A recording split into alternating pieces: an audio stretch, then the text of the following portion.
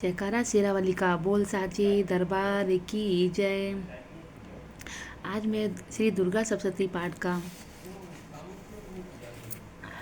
अथ मूर्ति रहस्यम पढ़ने जा रही हूँ, तो आप लोग ध्यान से सुनिए और देव मैया का आशीर्वाद प्राप्त करिए। आइए मैं पढ़ना चालू करती हूँ।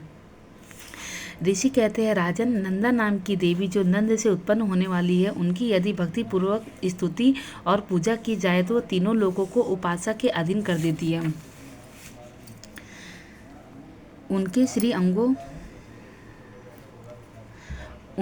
अंगों की कांति कनक के समान उत्तम है। वह सुनहरे रंग के सुंदर वस्त्र धारण करती है। उनकी आभा सुवर्ण के तुल्य है तथा वे सुवर्ण के ही उत्तम आभूषण धारण करती हैं। उनकी चार भुजाएं कमल, अंकुश, पाश और शंख से सुशोभित हैं।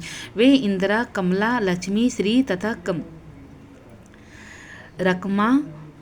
रकमा भुजासना, सुवर्णमय कमल के आसन में विराजमान आदि नामों से पुकारी जाती हैं।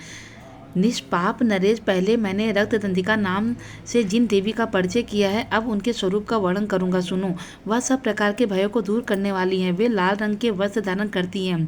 उनके शरीर का रंग भी लाल है और अंगों के समस्त आभूषण भी लाल रंग के हैं। उनके अस्त्र शस्त्र, नेत्र, सिर के बाल, तीखे नख और दांत सभी रक्त वर्ण के हैं। इसलिए वे रक्तदंतिका का कहलाती हैं और अत्यंत भयानक दिखाई देती हैं। जैसे स्त्री पति के प्रति अनुराग रखती है, उसी प्रकार देवी अपने भक्त पर माता की भांति स्नेह रखते हुए उनकी सेवा करती हैं।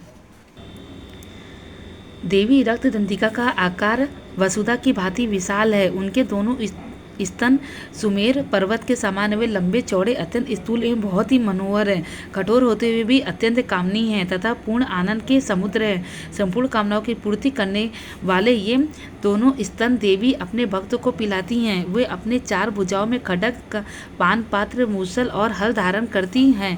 ये ही रक्त चामुंडा और योगेश्वरी देवी कहलाती है। इनके द्वारा संपूर्ण चराचर जगत व्याप्त है। जो इन रक्तदंतिका देवी का भक्ति पूर्वक पूजन करता है, वह भी चराचर जगत में व्याप्त होता है।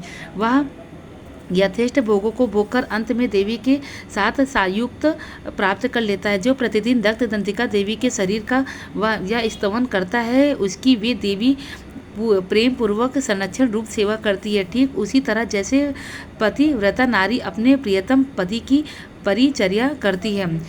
शाकंभरी देवी के शरीर की कांति नीले रंग की है। उनके नेत्र नील कमल के समान है। नाभि नीची है तथा त्रिवली से विभूषित उदर मध्य भाग सूक्ष्म है। उनके दोनों स्तन अत्यंत कठोर, सब ओर से बराबर ऊंचे, गोल, स्थूल तथा परस्पर सटे हुए हैं। वे परमेश्वरी कमल में निवास करने वाली है और हाथों में बाणों से भरी मुष्टि कमल शाख समूह तथा प्रकाशमान धनुष धारण करती है। वह शाख समूह अनंत मनोवांछित रसों से युक्त तथा क्षुधा, तृष्णा और मृत्यु के भय को नष्ट करने वाला तथा फूल, पल्लव, मूल आदि एवं फलों के समान है। वे ही शाकंभरी, साताची तथा दुर्गा कही गई है। वे शोक से रहित, दुष्टों का दमन करने वाली तथा पाप विपत्तियों की शांत करने वाली है। उमा, गौरी, सती, चंडी, कालिका और पार्वती भी वही है। जो मनुष्य शाकंभरी देवी की स्तुति, ध्यान, जप, पूजा और वंदन करता है, वह शीघ्र ही अन्न, पान एवं अमृत रूप अक्षय फल का भागी होता है। भीमा देवी का वर्ण भी नील है। उनकी दाढ़ें और दांत चमकते रहते हैं। उनके नेत्र बड़े बड़े हैं। स्वरूप स्त्री का है। स्तन गोल गोल और स्थूल है। ये वे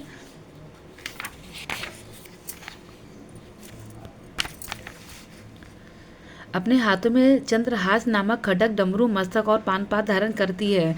वे ही एक वीरा, कालरात्रि तथा कामदा कहलाती है। इन नामों से प्रशंसित होती है। ब्राह्मणी देवी की कांति विचित्र अनेक रंग की है। वे अपने तेज मंडल के कारण दुर्धर्ष दिखाई देती है। उनका अंतराग भी अनेक रंग का है तथा वे चित्र विचित्र आभूषणों से विभूषित है। चित्र, भ्रमण, पानी और महामारी नामों आदि नामों से उनकी महिमा का गान किया जाता है। राजन, इस प्रकार जगन माता चंडिका देवी की ये मूर्तियां बतलाई गई हैं, जो कीर्तन करने पर कामधेनु के समान संपूर्ण कामनाओं को पूर्ण करती है। यह परम गोपनीय रहस्य है।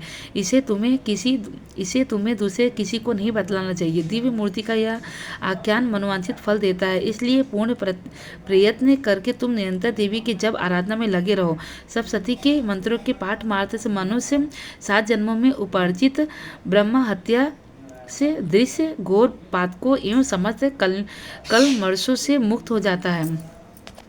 इसलिए मैंने पूर्ण प्रयत्न करके देवी के गोपनीय से भी अत्यंत गोपनीय ध्यान का वर्णन किया है, जो सब प्रकार से मनवांछित फलों को देने वाला है। उनके प्रसाद से तुम सर्वमान्य हो जाओगे। देवी सर्व रूपमयी है तथा संपूर्ण जगत देवीमय है, अतः मैं उन विश्व रूपा परमेश्वरी को नमस्कार करता हूँ। बोलो देवी मैया की जय। जय माँ शेरावाली का बोल साचे दरबार की जय।